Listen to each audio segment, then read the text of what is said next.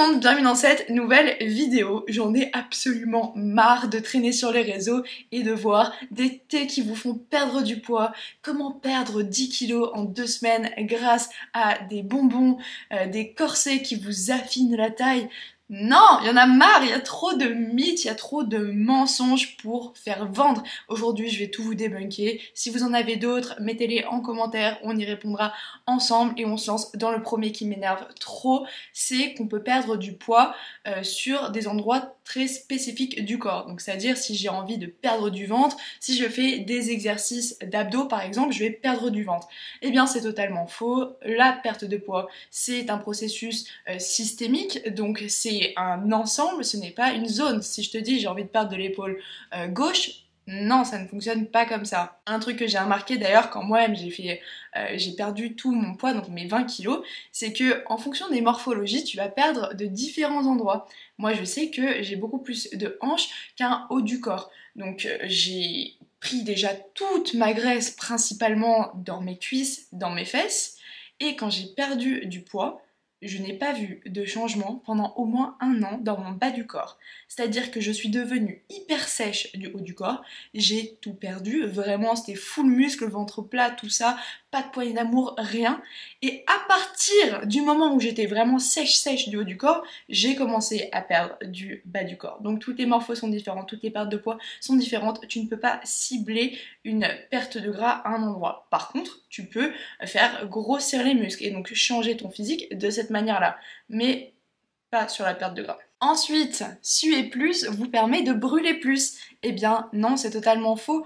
Alors généralement, la transpiration, c'est un mécanisme de réponse à la température du corps. Ça n'est absolument pas corrélé avec le fait que tu fasses un meilleur exercice ou un exercice qui brûle plus. C'est juste ton corps qui réagit à la thermorégulation. Parce que il fait plus chaud, tu transpires plus. Donc il n'y a pas de vrai lien prouvé scientifiquement entre la sueur et l'efficacité d'un exercice. Ensuite, apparemment, les compléments alimentaires sont absolument essentiels pour la perte de poids ou pour la croissance du muscle. Si on est là, c'est que c'est faux. Tout simplement parce que si tu manges correctement, si par exemple tu fais appel à un nutritionniste ou que toi-même tu gères assez bien ton régime, c'est tout à fait possible d'avoir suffisamment de nutriments, de macros, sans avoir recours à des compléments alimentaires. Après, il y a aussi pas mal d'études qui appuient ce que je suis en train de te dire, que souvent, quand ils sont analysés de près, bien il n'y a pas vraiment forcément de preuves plus prouvante que ça a un effet positif sur la perte de gras ou la prise de masse. Voilà. Autre mythe que j'ai vu partout et surtout qu'on m'a pas mal répété quand j'ai commencé à vraiment aller à la salle, c'est que si je vais faire des exercices de musculation, eh bien je vais devenir aussi musclé qu'un homme, je vais devenir bulky. Eh bien non, c'est totalement faux étant donné que déjà de base les femmes et les hommes ont des différences hormonales. Après évidemment que la musculation ça va tonifier le muscle, ça va le grossir, mais dans le cas de n'importe qui d'ailleurs, ça va juste changer un peu ta composition corporelle. Donc déjà, voilà, si t'as envie de devenir énorme et sec, eh bien évidemment, si tu fais de la musculation, il faut voir aussi la fréquence de la musculation, il faut voir aussi comment tu t'alimentes, est-ce que tu prends d'autres produits à côté ou pas, quels sont tes objectifs, parce que moi je vais à la salle et pourtant je suis pas énorme quoi, j'y vais 3 fois par semaine et je passe quand même 30 minutes à 1 heure à la salle, donc c'est totalement faux. Ensuite, les aliments brûle-graisse. Alors franchement ça, il y en a partout, les influenceurs vraiment. Ah, et ça, ils adorent ça, hein, les aliments, les thés, les trucs, les petits bonbons, nanana. C'est faux, ça n'existe pas. Alors peut-être que certains aliments sont juste moins caloriques, ça c'est possible. Il y a aussi des effets sur le métabolisme, donc un aliment peut un peu stimuler le métabolisme, mais ça peut pas significativement te faire brûler de la graisse. C'est 100% faux, il y a des études aussi qui appuient totalement ça. Ça n'existe juste pas. Donc si tu vois une pub miracle sur un produit, un fruit exotique qu'on avait pas encore analysé avant, non, peut-être que ça va un peu booster, mais c'est vraiment... ça va rien changer de foufou quoi. Autre mythe, c'est qu'il faut s'entraîner tous les jours pour vraiment voir plus de résultats. Eh bien c'est faux, étant donné que s'entraîner tous les jours c'est limite contre-productif, tout simplement parce que ton corps a besoin de repos. Encore une fois, il y a des études qui appuient que le repos permet un meilleur développement musculaire. Moi-même d'ailleurs, quand je m'entraînais pour mon triathlon, pendant un moment je me suis entraînée tous les jours. Et c'est vrai qu'au début j'ai vu des gains, clairement, hein, je vais pas vous mentir, j'ai vu des gros progrès, surtout quand tu fais une semaine d'un sport spécifique, tu t'améliores vraiment en flèche. Par contre, mon corps a commencé à me communiquer que il fallait un peu se reposer. Et au début, j'étais un peu réticente à ça parce que j'avais vraiment peur de perdre tous mes gains. Et jusqu'au moment où j'étais obligée de prendre ce repos-là parce que je sentais vraiment la blessure arriver. Vraiment, je la voyais, mais de loin.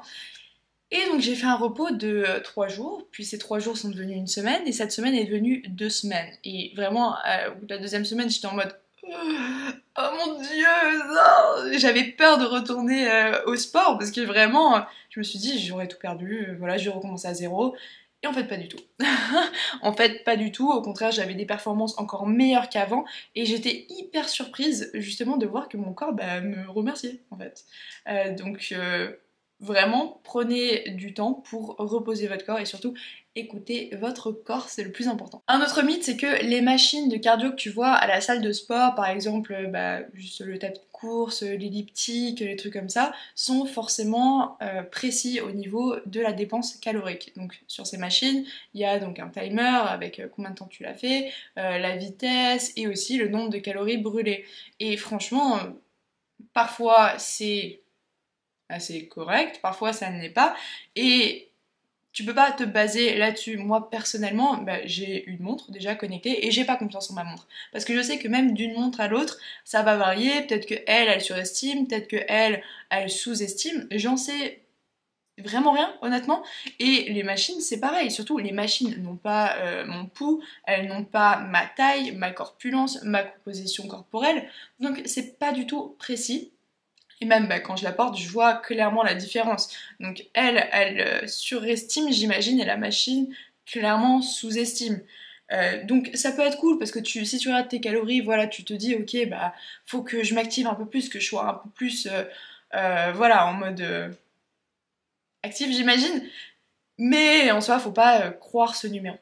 Voilà. Et surtout, ça dépend d'une machine à l'autre, d'un producteur à l'autre. Donc, fais pas confiance à ça, fais confiance à ton ressenti. Ensuite, un autre mythe que j'ai cru pendant vraiment très longtemps, c'est que si je fais donc une séance abdos, je vais perdre du gras au niveau des abdos. Si je fais une séance bras, je vais perdre du gras au niveau des bras. Eh bien non, c'est totalement faux. Alors, je vais peut-être gagner du muscle, mais je vais pas brûler de gras dans une zone spécifique. Donc, toutes les vidéos que tu vois en ligne, brûle graisse express au niveau des abdos, perds des fesses, brûle ta culotte de cheval. C'est faux. C'est totalement faux et franchement j'ai cru vraiment mais dur comme fer pendant des années et voilà aujourd'hui ne tombe pas dans le panneau, souvent c'est des titres clairement putaclic et ça marche très bien. Moi ça a très bien fonctionné mais voilà, juste sache que c'est faux. Ensuite, un régime extrême est parfait pour se remettre en forme? Eh bien non. Voilà, j'ai fait ça aussi, hein. J'ai fait des régimes extrêmes, j'ai fait des jeûnes, j'ai fait des trucs comme ça, et honnêtement, ça m'a plus fatigué qu'autre chose, ça m'a plus déconnecté de mon corps aussi qu'autre chose. Donc ça, c'est vraiment quelque chose que j'ai découvert très récemment quand j'ai commencé vraiment bah, ma vie active de sportive. J'ai commencé vraiment à découvrir que mon corps communiquait avec moi et que jusqu'ici, j'avais toujours travaillé contre mon corps. Tiens, prends ce régime, je te nourris moins, je fais plus de sport, je me repose pas. Et mon corps prenait cher, et vraiment cher, jusqu'au moment où je voyais plus de changement dans mon corps. Ça ne marchait plus, mon corps avait dit stop, après j'étais malade tout le temps.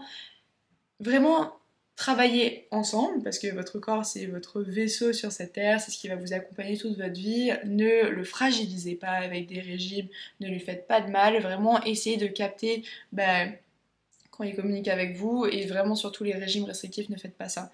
Un truc pour perdre du poids c'est le déficit calorique mais c'est complètement différent d'un régime restrictif. Ça va être en retirant des très faibles portions de calories sur une période donnée et tout en s'alimentant quand même normalement, donc pas couper les glucides.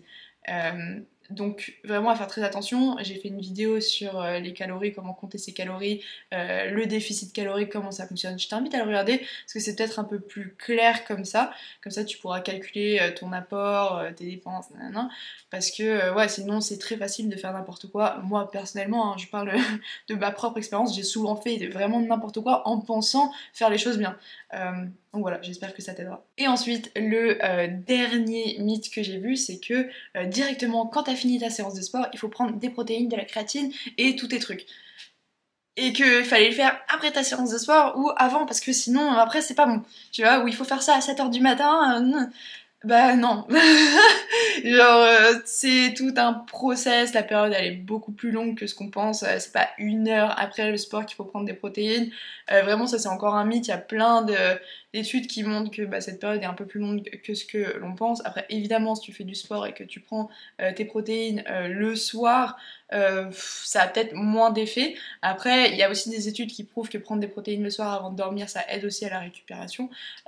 Mais vraiment, si tu prends pas tes protéines ou ta créatine 1 heure après, vraiment, t'inquiète pas, tu vas pas dégonfler ou tu vas pas ne pas prendre de muscle à cause de ça.